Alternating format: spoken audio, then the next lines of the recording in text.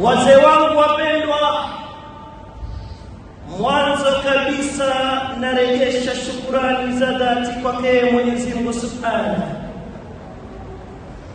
pamoja na kumtakia rahma na amani role model wetu Abul Qasim, tukiwa katika Ijumaa ya mwisho katika mwezi wa Ramadhani. Twasema ma hiya saatu tamurru wal ayyamu tajri waraaha, masaa yanakwenda kwa kasi mno, masaa yanakwenda kwa haraka sana, na kila masaa yanapozidi kwenda siku zinafuata kwa nyuma.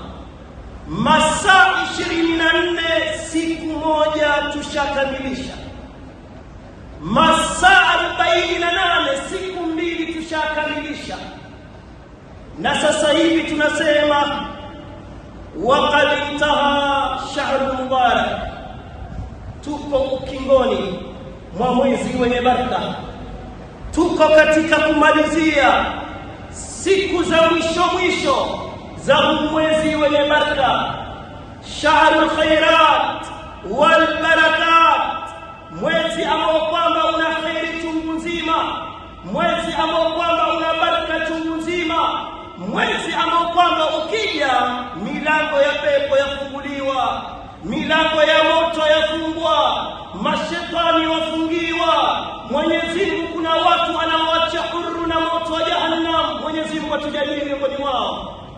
Mwezi wa khairi na mwezi wa baraka tunaelekea ukingoni kuumaliza, mwezi ambao kwamba ndani yake iliteremka kitabu cha Mwenyezi Mungu Al-Qur'an, mwezi ambao kwamba ndani yake mna usiku mmoja, usiku ambao kwamba fadhila yake ni bora kuliko miaka 83 na miezi minne, mwezi wa Ramadhani.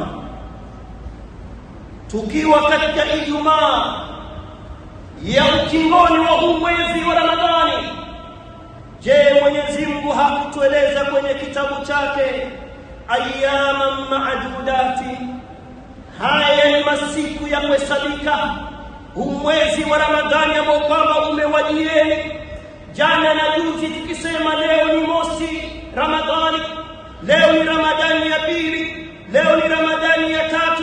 Sasa hivi tunazungumzia muda wote tutakuwa ni wenye kuuaga huu mwezi wa Ramadhani.